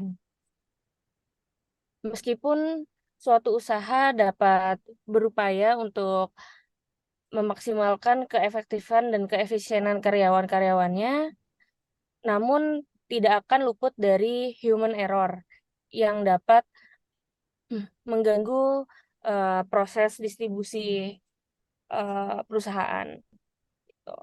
Terus sekilas mengenai Nanda Gift and Souvenir. Nanda Gift and Souvenir merupakan menjual berbagai pernak-pernik yang cocok untuk menjadi hadiah untuk semua kalangan dari usia anak-anak hingga dewasa yang berlokasi di daerah Bekasi. Selanjutnya input proses output dari bisnis saya, yaitu inputnya adalah saya mendapatkan barang dari berbagai macam supplier, lalu dikirim dari supplier tersebut ke tempat saya, yang dimana ada proses yaitu mengenai pengemasan, rebranding, dan setelah itu penjualan.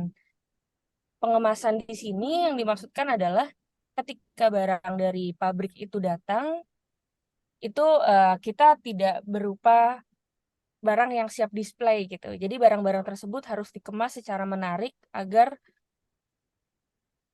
dijual, agar nilai jualnya itu menjadi bertambah gitu.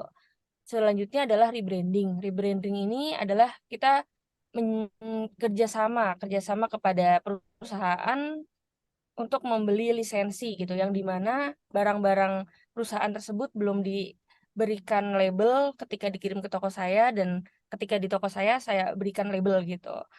Ada contohnya seperti peci, baju koko, sajadah, dan kerudung, dan beberapa kebutuhan lainnya. Lalu setelah itu outputnya adalah customer dan reseller gitu, yang dimana kita juga membuka reseller agar mempercepat proses penjualan ya. Terus setelah itu ini ada garis yang berwarna merah dari output proses ke input, yang dimana bermaksud ketika ada barang yang dibeli oleh customer atau dibeli oleh reseller itu ada barang yang reject, itu bisa dikembalikan lagi kepada kami. Lalu kami akan mengembalikan lagi kepada supplier seperti itu. Selanjutnya adalah fishbone diagram. Fishbone diagram kerusakan pada produk Nanda Gift and Souvenir, di mana ada 4 faktor yang menyebabkan kerusakan pada produk. Yang pertama adalah environment. Environment itu di tempat kami adalah layout. Ketika layout disusun dengan cara yang salah, maka banyak produk yang akan rusak gitu. Contohnya seperti misalnya barang tersebut terlalu dipajang di mepet pinggir jalan customer gitu, orang-orang yang mau beli gitu, atau barang-barang yang disusun itu tidak rapih dan tidak sesuai gitu. Itu juga bisa menyebabkan barang menjadi jatuh dan pecah gitu. Selanjutnya adalah employee atau karyawan. Karyawan yang kurang berhati-hati gitu. Pada ketika karyawan itu mengangkat barang, menyusun barang atau membungkus barang gitu, itu juga bisa menyebabkan kerusakan barang. Terus kurang terampil gitu. Kurang terampil di sini bermaksud saya itu juga menjual produk seperti buket bunga dan seperti hampers lebaran, parsel lebaran gitu. Ketika karyawan kurang terampil, maka hasilnya juga tidak akan bagus dan tidak akan maksimal gitu. Maka dibutuhkan karyawan-karyawan yang memang sudah ahli gitu. Lalu tidak menaati prosedur yang telah ada gitu. Yang dimana di bisnis kita itu kita sudah membuat berbagai macam SOP, termasuk SOP untuk karyawan gitu. Lalu proses teknik penyimpanan yang salah dan pengiriman produk. Ketika produk dikirim dari supplier, itu juga ada beberapa proses yang menyebabkan barang tuh menjadi rusak gitu di perjalanan. Ada beberapa supplier yang kurang kurang bisa mengemas dengan baik gitu, tidak memakai bubble wrap dengan tebal atau tidak memakai packing kayu seperti itu. Lalu equipment dan material gitu. Di sini ada 2 hal. Yang pertama adalah kondisi fisik dan produk untuk produk tidak terlindungi dengan baik. Material itu kondisi fisik yang dimana kondisi fisik yang telah cacat atau telah reject dari pabrik, tapi kita itu kurang berhati-hati dalam mengeceknya kembali gitu. Harusnya kita ketika ada barang datang semuanya harus dicek secara maksimal. Selanjutnya problem identifikasi ini. Dari hal ini kita mengidentifikasi masalahnya yaitu salah memasukkan data. Karena data yang kita masukkan ke dalam sistem toko, sistem penjualan kasir itu seringkali salah gitu kan. Karena karyawan kurang teliti dan ada juga sih beberapa produk yang memang mirip gitu satu dengan yang lainnya. Strategi mitigasinya adalah lebih teliti lagi dalam memasukkan data. Lalu yang kedua adalah identifikasi masalahnya produk sedikit terjual. Strategi mitigasinya adalah membuat strategi penjualan yang lebih baik lagi. Yang ketiga, identifikasi masalahnya adalah salah memberikan informasi mengenai produk. Strategi mitigasinya mempelajari informasi-informasi mengenai produk, yang dimana kadang karyawan baru terutama belum menguasai produk itu sendiri gitu, produk yang kita jual. Jadi seringkali informasi-informasinya kurang maksimal. Selanjutnya, identifikasi masalahnya jumlah produk tidak mencukupi demand. Strategi mitigasinya adalah selalu mengecek jumlah stok barang, yang dimana ketika ada beberapa barang yang sedang musim seperti saat ini gitu, kita kan musim bulan Ramadan itu pasti orang-orang ingin memberikan hampers atau parcel atau buket bunga dan sebagainya, kita harus selalu mengecek gitu, mengecek stok yang ada. Lalu defect pada produk, strategi mitigasinya adalah mengecek produk di supplier saat pengiriman. Jadi saat barang datang, produk tersebut harus kita cek secara keseluruhan. Lalu masalah dalam transportasi. Mengetahui pengecekan pada saat pengiriman produk. Gitu, mengetahui pengecekan. Jadi kita harus selalu monitor terus transportasi yang digunakan dan keamanan-keamanan pada produk tersebut. Lalu yang terakhir, identifikasi masalahnya selalu mengirimkan produk ke customer. Salah mengirimkan produk gitu, khusus untuk perusahaan online. Seringkali kita itu tertukar gitu, atau tidak teliti dalam mengirimkan produk-produk yang dibeli oleh customer. Strategi mitigasinya adalah meneliti setiap detail pengiriman produk. Gitu. Terima kasih Bu Endah untuk kesempatan yang telah diberikan. Baik, datanya sudah lengkap, hanya perlu distrukturkan ya. Distrukturkan bisa dengan komponen-komponen pada problem formulir problem situation dan problem environment ya. Dan dilengkapi dengan problem formulation statement ya. Baik, selanjutnya Ya. Baik Ibu Endah, terima kasih.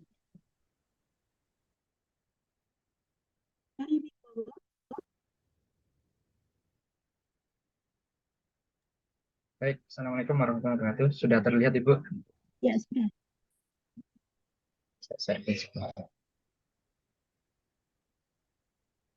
Yang saya hormati Ibu Endah Anggraini selaku dosen, yang saya hormati rekan-rekan sekalian, berikut adalah tugas analisa dan hasil penelitian proses baca meter oleh Billing Manajemen DPT PLN Persero UID Lampung UP3 Kota Bumi. Apa itu baca meter? Proses pembacaan atau perekaman angka meter pelanggan PT PLN Persero oleh petugas baca meter setiap periode baca meter secara bulanan. Sedangkan apa itu billing atau billing management? Suatu proses pembacaan meter hingga terbit rekening pelanggan serta mengelola piutang yang timbul yang dilakukan oleh pihak ketiga di lingkungan PT PLN tersebut. Berikut adalah IPO model atau proses bisnis di pembacaan meter, di mana input, start, setting hari baca, dan paret daya oleh kami, tim leader di masing-masing ryan atau WP, dimasukkan AP2T, lalu diorder atau didownload oleh data back office, diproses, download data di ACNT, kemudian melakukan download data kembali dan verifikasi hasil baca. Ini dilakukan oleh koordinator billing management.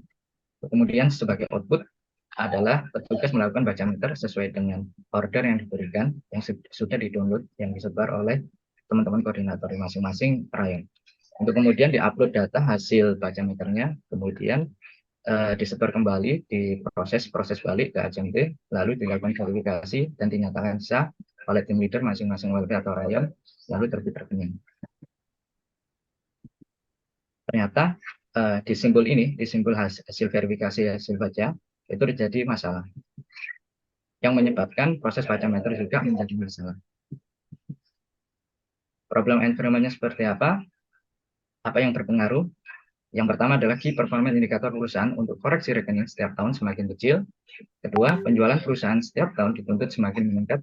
Yang ketiga, pendapatan terhadap peningkatan penjualan perusahaan harus positif. Keempat, citra perusahaan di mata stakeholder dan pelanggan harus positif. Kelima, customer experience dituntut semakin meningkat. Kemungkinan apa yang bisa terjadi di problem environment ini? Yang pertama adalah verifikator tidak memiliki kemampuan untuk melihat histori hasil baca meter pelanggan. Yang kedua, petugas baca meter tidak disiplin dalam menjalankan SOP. Yang ketiga, petugas baca meter sakit, meninggal, atau resign. Yang keempat, petugas baca meter tidak diberikan sanksi untuk kualitas hasil baca meter pelanggan.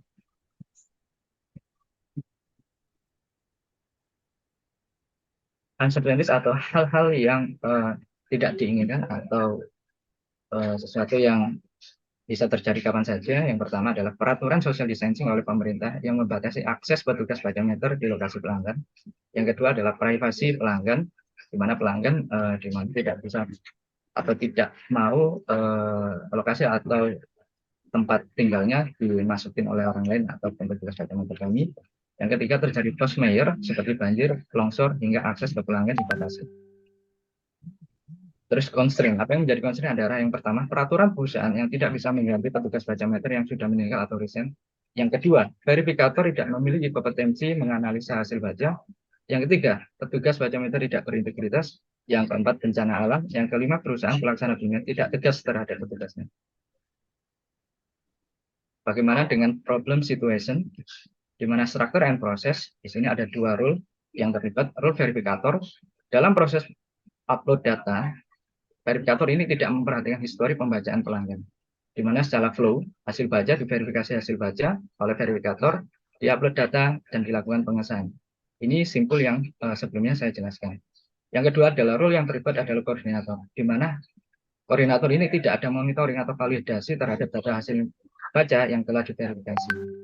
Sedangkan cost dan effect, saya melakukan pendekatan menggunakan diagram fishbone, di mana secara metode kita zoom atau melihat kontrak kerja. Tidak ada SLA dalam kontrak terkait kesalahan verifikasi terkait histori pelanggan yang perlu diperhatikan. Untuk man, di mana pemahaman terhadap histori pelanggan tidak ada oleh petugas baca. Kemudian terjadi kesalahan yang disebabkan oleh ketelitian petugas tidak disiplin, dan petugas tidak berintegritas. Kemudian untuk environment, terjadi force majeure seperti bencana alam, longsor, banjir, dan sebagainya, sehingga kegiatan baca meter itu dibatasi atau tidak bisa diakses. Yang kemudian adalah COVID-19, di mana pembatasan akses ruang publik untuk baca meter itu dibatasi. Sedangkan di sisi material, akses metering, posisi KW meter tidak bisa diakses. Di sisi metering sendiri, KWH meter rusak. Ini yang menyebabkan proses baca meter kami tidak akurat di lingkungan PT PLN P3 Kota. Lanjut ke problem situation yang kedua, Ibu.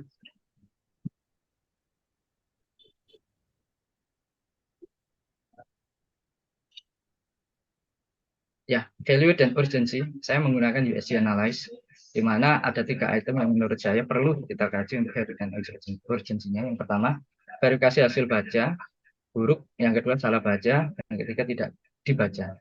Secara growth, ini di tempat kami, untuk yang poin nomor 1 medium, yang nomor 2 itu masih relatif tinggi, yang ketiga itu sudah mengarah ke medium.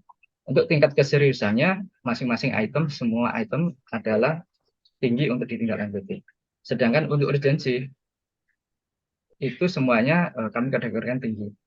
Sehingga dari value dan urgensi ini, konsekuensinya apa yang dimiliki oleh manajemen, yaitu kinerja perusahaan tidak tercapai, pendapatan menurun, keluhan pelanggan, kita perusahaan memburuk, dan customer experience jelas menurun. Nah, dari problem situation environment yang dijelaskan sebelumnya, kami conclude di problem formulation dengan pendekatan 5W1H, di mana ada 2 what and how. Untuk what-nya kami ada 2. Apa yang dapat membuat verifikator dan petugas baca meter dapat mematuhi SOP yang sudah disepakati. What yang kedua adalah apa yang dapat membuat verifikator dan petugas baca meter tidak melakukan kesalahan yang sama setiap periode baca meter berikutnya. Lalu how, bagaimana meningkatkan pemahaman verifikator terkait kemampuan untuk memverifikasi hasil baca dengan mempertimbangkan histori pelanggan. How yang kedua adalah bagaimana meyakinkan kepada manajemen bahwa petugas baca meter tetap harus ada meskipun ada yang meninggal dunia dan resign. Demikian Ibu, terima kasih. Saya ucapkan Assalamualaikum warahmatullahi wabarakatuh. Mohon arahan dan masukan. Ya, untuk formulation-nya itu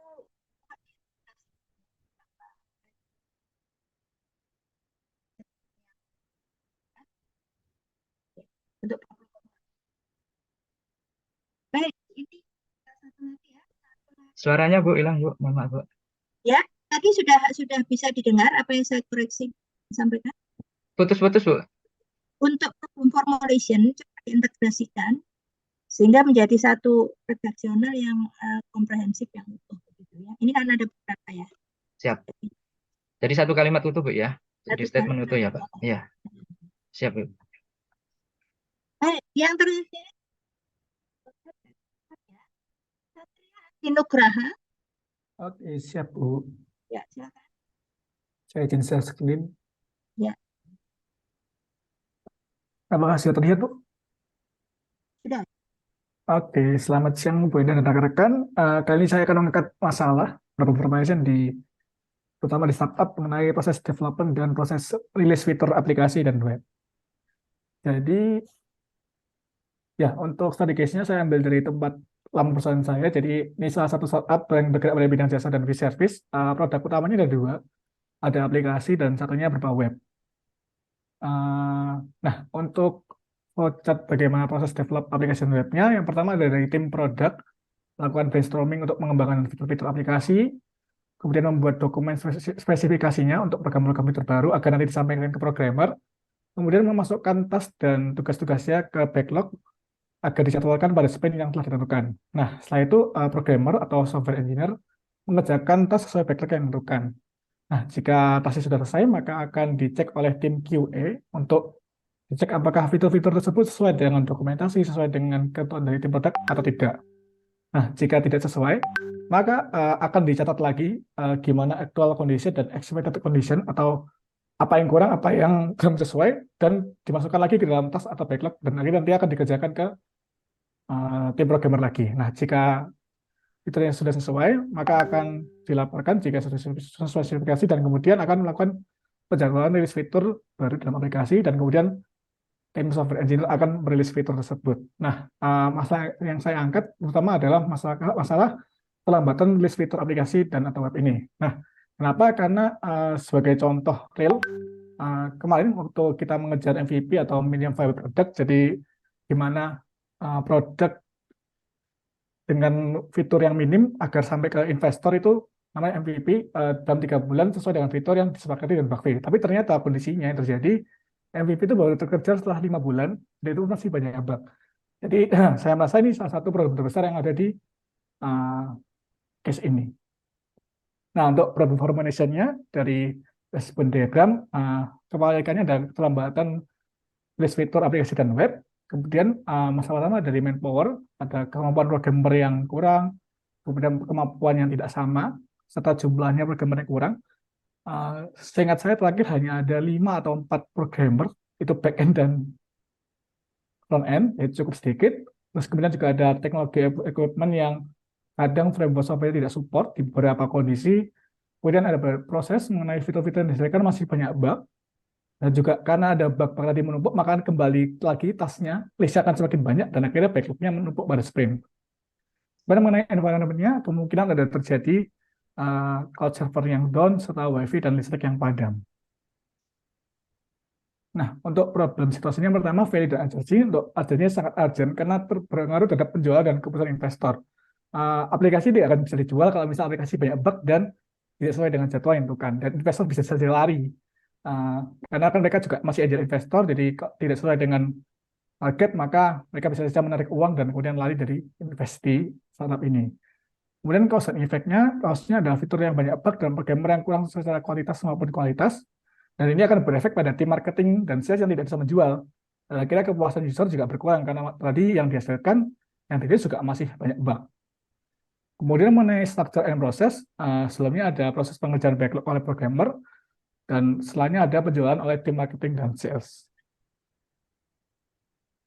Mengenai problem environment, yang pertama mengenai influence-nya, ada programmer kurang tampil, juga masih ada bug-bug yang harus diselesaikan. Kemudian juga ada beberapa framework yang kurang support. Kemudian possibility-nya juga bisa saja terjadi penumpukan backlog karena fitur bertambah, kepercayaan investor tadi berkurang, kemudian user-user yang tidak puas. Mengenai uncertainties-nya, kemungkinan kerumitan fitur yang di-develop ini berbeda tiap sprint-nya. Bisa saja di sprint pertama cuma develop mungkin kayak login atau sign up, tapi di fitur berikutnya bisa saja ada kebutuhan-kebutuhan yang mengenai misalnya rekomendasi atau sistem POS dan sebagainya. Dan answer yang kedua juga ada kemungkinan bisa jadi server down dan saat proses developing dan QA.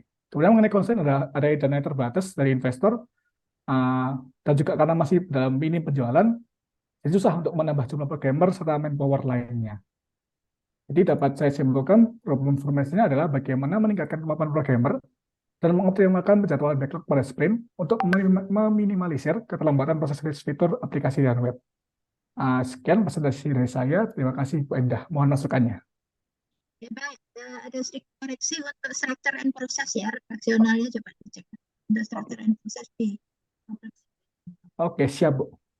Ya, terima kasih Bu Endah. Alhamdulillah. Sudah presentasi semua. Sebelum saya sampaikan terakhir ini beberapa hal. Tadi presenter saya untuk memberikan koreksi. Saya berikan beberapa poin-poin ya untuk semua saja dari 26 ini untuk self assessment ya, melihat kembali yang sudah disusun, menilai sendiri ya. Jadi yang pertama, kesalahan-kesalahan yang hampir terjadi di semuanya adalah saat menyusun statement di value and urgency. Ya tidak semua, tapi ada sebagian besar itu value dan urgensi di sini seharusnya memang ini value dan urgensi terhadap masalah, bukan terhadap solusinya, terhadap masalah. Beberapa masalah itu memang penting dan besar. Kalau yang kedua, 5W atau 4W plus 1H itu kalau itu sebagai ajar untuk membuat problem formulation. Sebetulnya itu lebih tepat untuk diletakkan pada awal sebagai background. Jadi masalah itu terjadi di mana, bagaimana, kemudian kapan ya, itu sebagai background. Sehingga pada saat kita menyusun problem formulation itu sudah mengerucut pada hasil analisa. Dan itu akan bisa lebih fokus, lebih mengerucut ada satu atau dua item saja.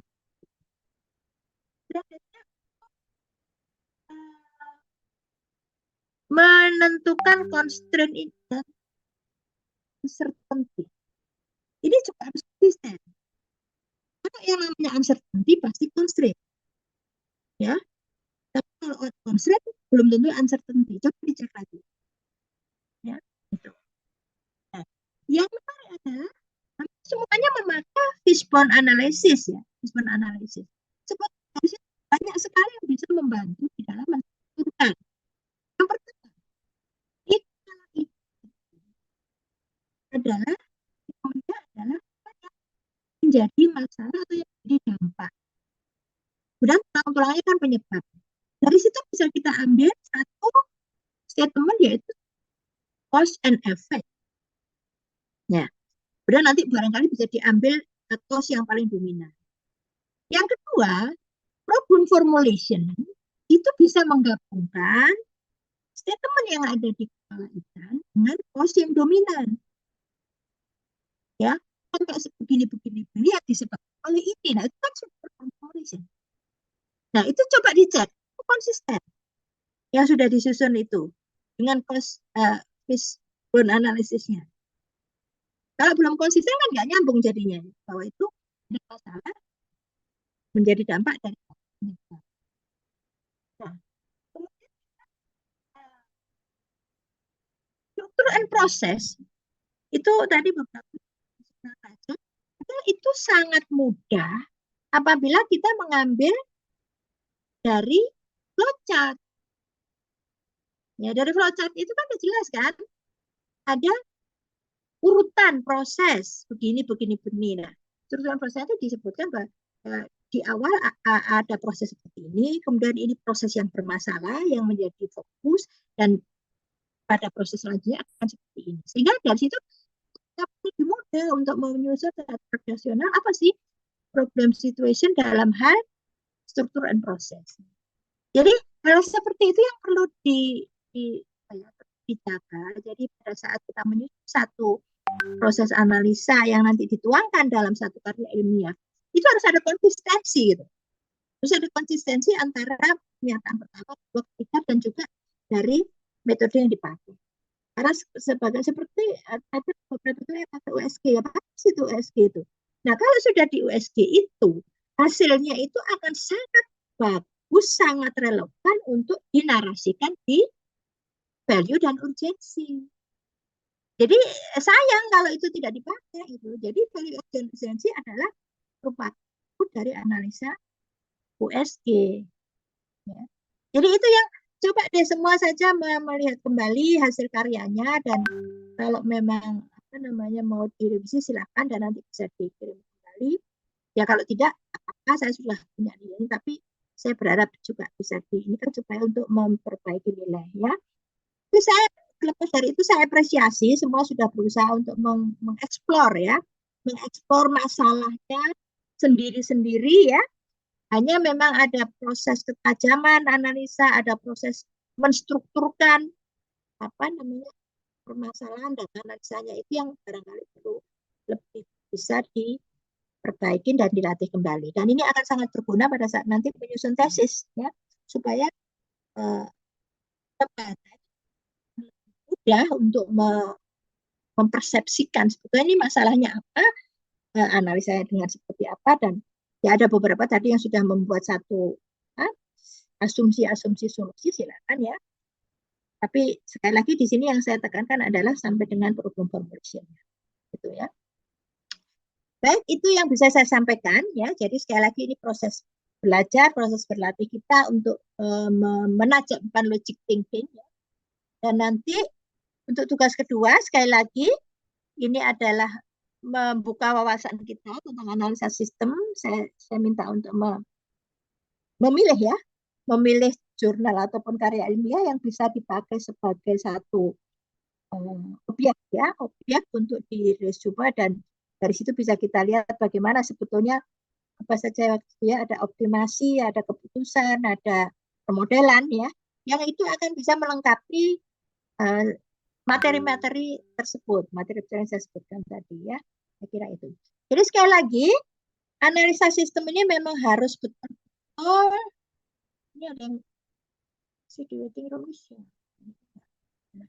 masih betul-betul bisa mengcover, bisa mendorong atau memberikan satu kontribusi yang positif terhadap keseluruhan proses di dalam problem solving ya. Jadi nanti kalau setelah ini pertemuan terakhir dengan saya, jadi nanti Sabtu depan sudah mulai dengan Prof. Budi, mudah-mudahan akan lebih lengkap ya, karena beliau akan menjelaskan secara detail terutama tentang metodologi ya, metodologi. Kalau dari saya mungkin banyak konseptualnya, tapi metodologi yang rinci itu akan sama oleh beliau, dan ini akan bisa melengkapi ya, melengkapi semua hal tersebut. Dari metodologi yang ada, mudah-mudahan semua sudah mulai bisa merasakan bagaimana kita berlatih untuk menajamkan logic thinking. Jadi ada proses berpikir yang terstruktur, yang logik. Saya kira itu. Jadi nanti saya tunggu untuk tugas pertama kalau memang ada revisi. Kemudian juga saya tunggu untuk tugas kedua pada pertemuan ke-15. Jadi sebelum berakhir semester ini. Khusus untuk kelas ini memang ada sedikit masalah di MyITS ya, sehingga seolah-olah pertemuannya ini sudah pertemuan ke-10 pada masih ke-8, tidak masalah, tetapi presensinya sudah benar, jadi tidak masalah, nanti saya juga akan laporkan. Saya kira begitu, mudah-mudahan kita masih bisa bertemu lagi, mungkin pada saat di mata kuliah lain, atau mungkin pada saat sidang tesis ya, barangkali saya akan menguji beberapa dari kelas ini ya, mudah-mudahan masih sempat ketemu lagi. Saya kira itu, dan karena ini pertemuan saya terakhir, jadi saya ucapkan terima kasih atas semua atensi, perhatian, dan keaktifan dari kelas ini, dan juga saya juga mohon maaf kalau ada hal-hal yang mungkin kurang pas ya, tapi saya coba untuk berusaha semaksimal mungkin menyampaikan semua aspek dari analisa sistem di dalam 8 kali pertemuan ini. Sebelumnya akan saya screenshot dulu ya, karena sudah lengkap. Dan mudah-mudahan tidak ada masalah di presensi. Hanya satu orang ya saya kira yang tidak mengikuti, yang saya juga tidak tahu keterangannya apa, tapi nanti sudah saya akan laporkan ke Sekretariat MMT. Bu Indah, izin. Ya, silakan. Presensi saya tanggal 13 waktu itu sepertinya belum termasuk itu. 13 Maret itu. Sama Bu, 1 April saya Bu nggak bisa masuk Bu, pakai handphone waktu itu Bu. Coba ini ya, supaya saya nggak lupa, coba saya di WA ya, namanya siapa. Oh ya, siap Bu. Baik, ya, melalui saya dan saya cek kembali ke presensi ya. Melalui Bu Ketua nih Bu, melalui Ketua kelas. Ya, boleh, silakan. Saya akan ngecek kembali dan juga ngecek capture-nya ya, supaya semua bisa saya edit kalau memang betul belum bisa masuk.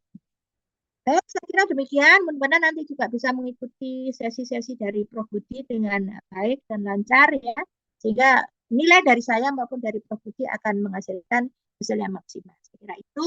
Sekali lagi terima kasih Maaf, dan sampai ketemu lagi di lain sesi, di lain mata kuliah, atau mungkin di sidang tesis. Selamat melanjutkan puasa kepada semua yang menjalani, dan sampai lagi ya. Sekali Terima lagi. kasih Bu. Sama-sama Bu. Terima kasih Bu. Terima kasih Bu. Nuwun Bu. Assalamualaikum warahmatullahi wabarakatuh. Waalaikumsalam. Waalaikumsalam warahmatullahi wabarakatuh. Waalaikumsalam. Tutup ya.